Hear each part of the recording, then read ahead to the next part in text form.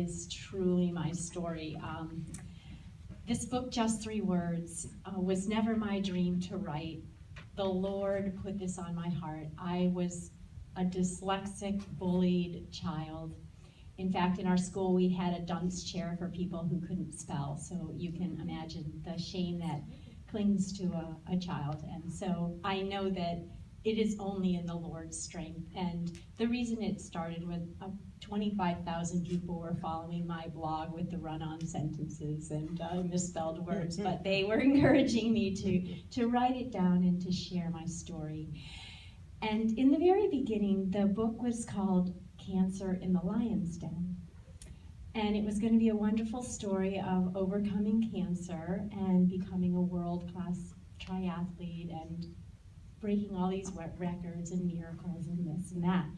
But God brought me up to Vermont, and he said, we are going to write the real story, the one with all the shame and the unworthiness and the hardships, because I want you to bless my kingdom.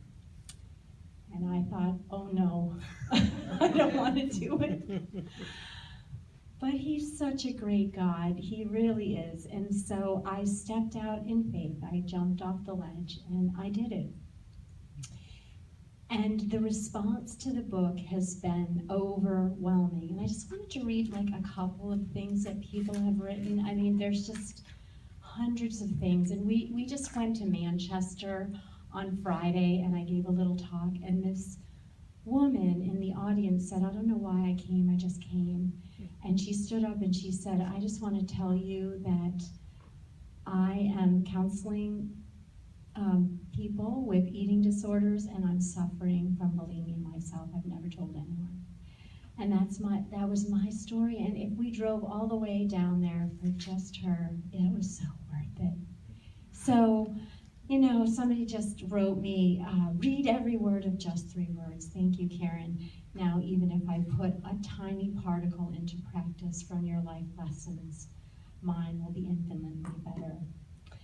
Just Three Words is a must-read for anyone seeking inspiration to guide them through life's challenges.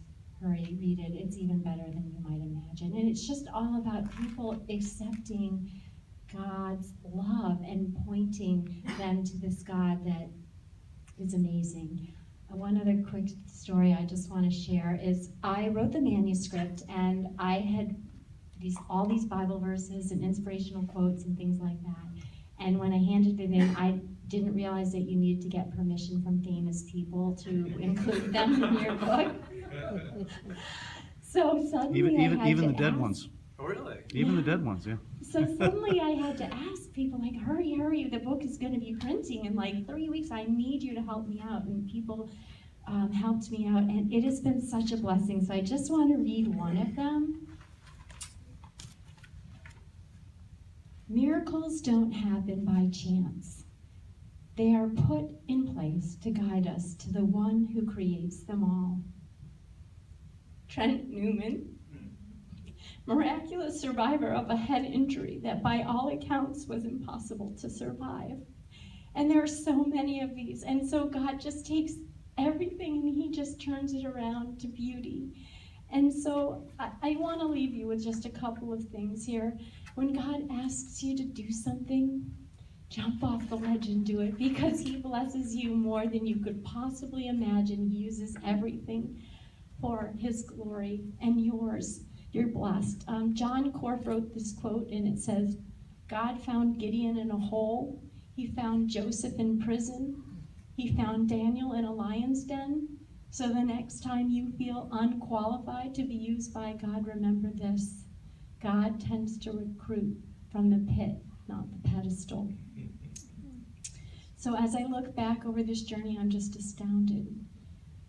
I just want to leave you with this one thought.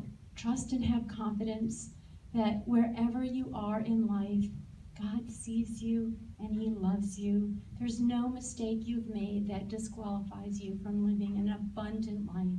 God finds us in the pit, and his grace, mercy, and love comes and transforms us. He can rescue you, and if you turn to him and have faith and the desire, he will use it all for his glory. Thank you so much.